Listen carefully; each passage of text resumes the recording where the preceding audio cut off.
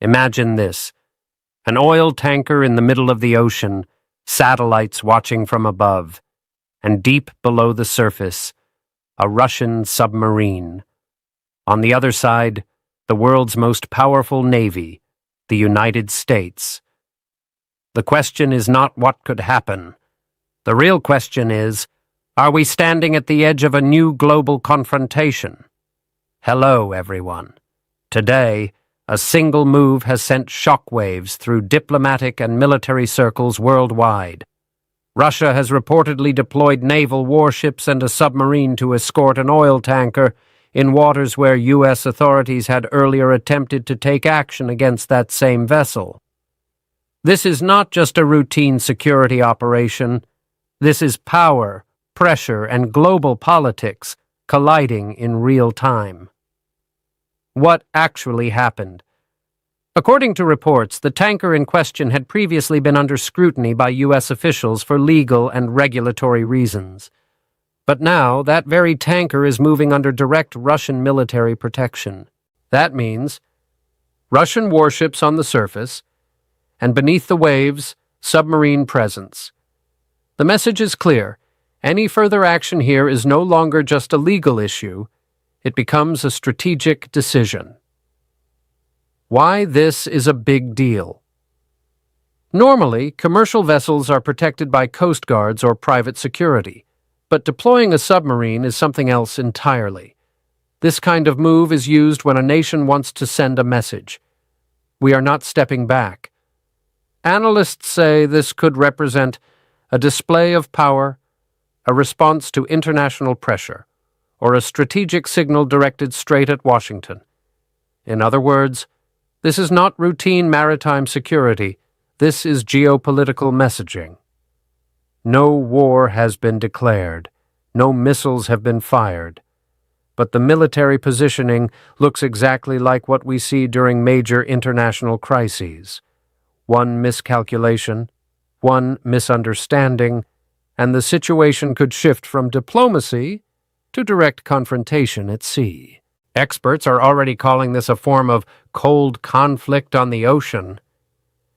Now imagine this scenario. U.S. forces attempt to stop the tanker. Russian naval units are already on standby. A submarine is operating silently below. At that point, it would no longer be about one ship. It would become a test of how far two superpowers are willing to go. What message is Russia sending?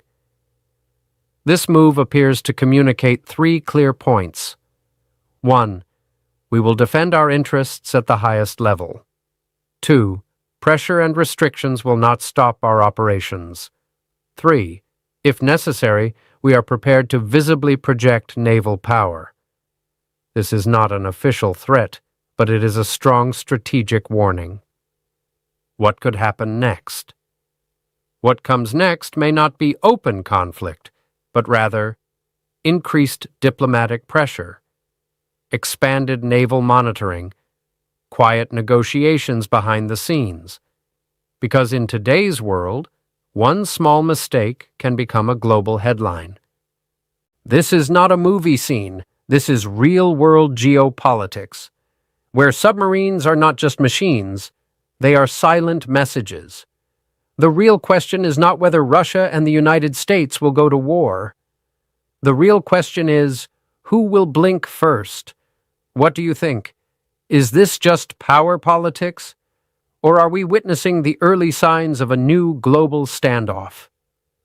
We saw how a single tanker, protected by Russian warships and a submarine, changed the tone of international politics. Now we go deeper, because what happens next may not be decided on the ocean alone, but in strategy rooms, economic corridors, and diplomatic back channels. The bigger strategy behind the move. This is not only about one ship. Analysts believe this operation fits into a wider pattern. Russia is signaling that it will actively protect its shipping routes. It will challenge pressure placed on its trade. And it is ready to use visible military presence to support economic interests.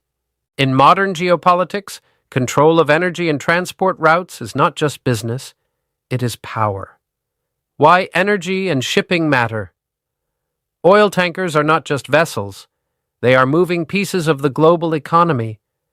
Any disruption can affect supply chains, increase market uncertainty, and trigger political reactions far beyond the region.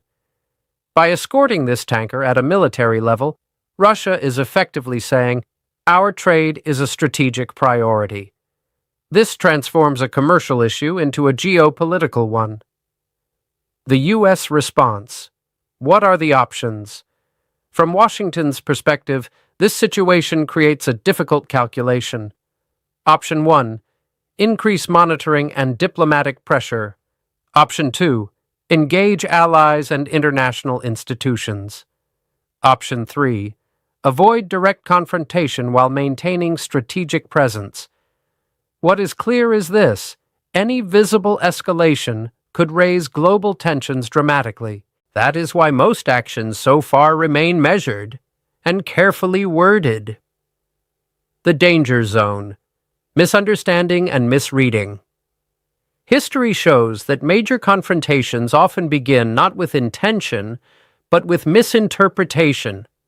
A maneuver read as defensive by one side can appear provocative to the other, and when submarines, warships, and surveillance systems operate in close proximity, the margin for error becomes dangerously small.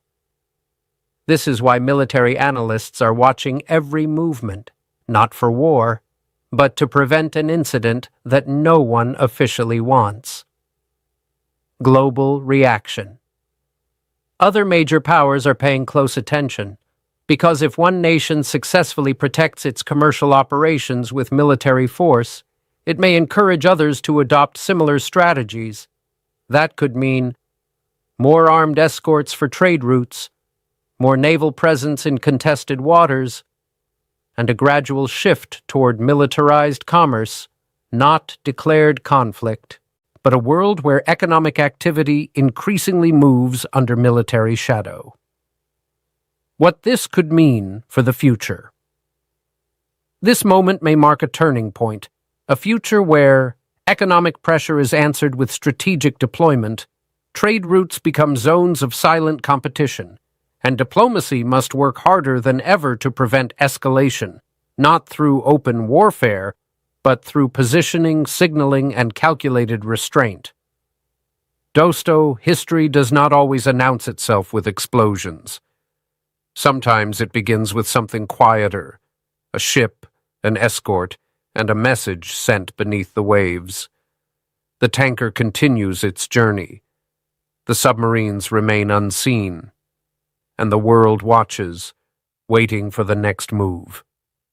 Because the real question is no longer what happened, but what happens next. Is this the beginning of a new balance of power at sea, or just another chapter in the long story of global rivalry? We saw the confrontation take shape at sea. We uncovered the strategy behind the move. We examined something even bigger: how one tanker, one escort, and one silent submarine could influence the world beyond the battlefield. The economic shockwaves. This situation is not only military, it is deeply economic. Energy transport is the backbone of global markets. Even a perceived risk to shipping routes can shake investor confidence, increase insurance costs, and raise concerns about future supply stability. Markets react not just to events, but to expectations.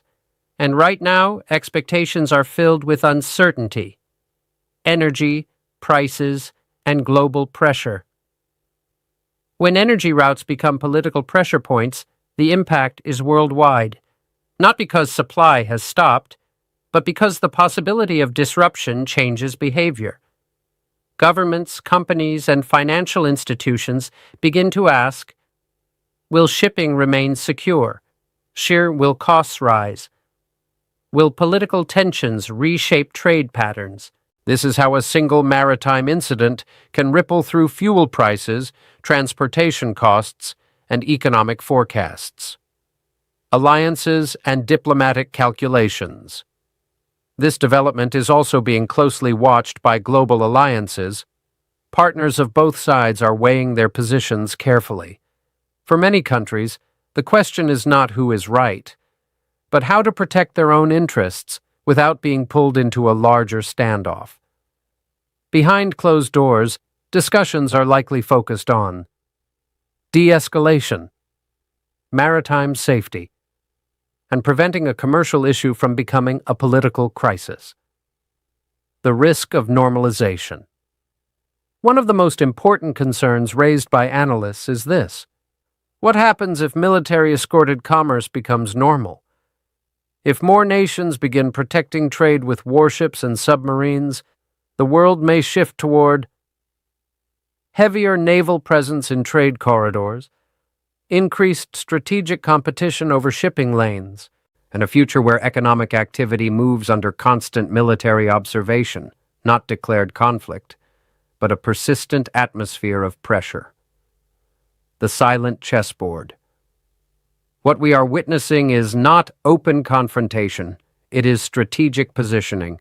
Every movement is calculated, every response is measured, every statement is carefully worded.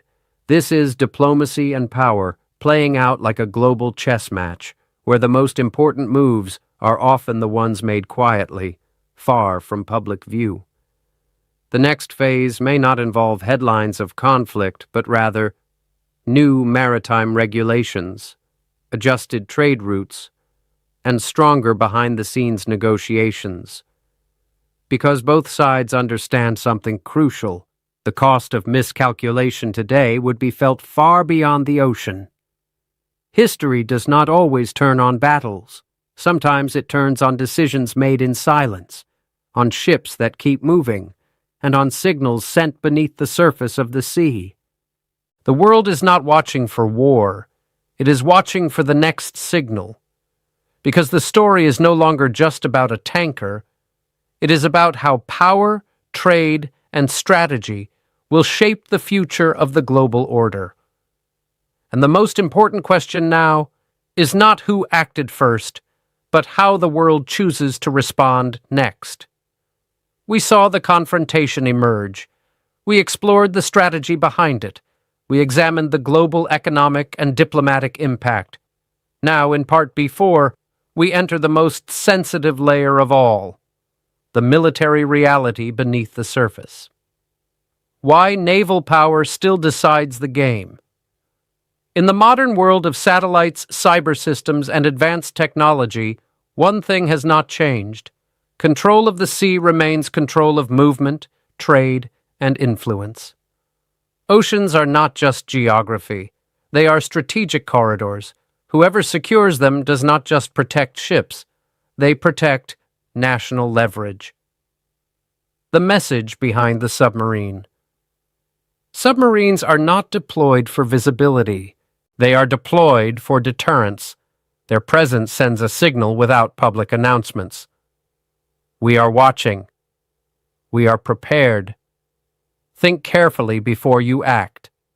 This is not about confrontation. It is about shaping decisions before confrontation ever begins. A shift in military doctrine. Military analysts believe this moment reflects a broader shift. Instead of reacting after pressure is applied, nations are increasingly positioning first, placing assets in key areas before a crisis fully develops. This approach raises the cost of intervention, forces rivals to slow down, and turns political disputes into strategic calculations, not escalation by force, but influence through presence. The danger of proximity. However, with greater presence comes greater risk. When warships, aircraft, surveillance systems, and submarines operate close to one another, even routine maneuvers can be misread. History shows that most major crises do not begin with intention. They begin with misunderstanding. That is why militaries on all sides now emphasize communication, discipline, and restraint, not because conflict is desired, but because it must be avoided. The new maritime reality.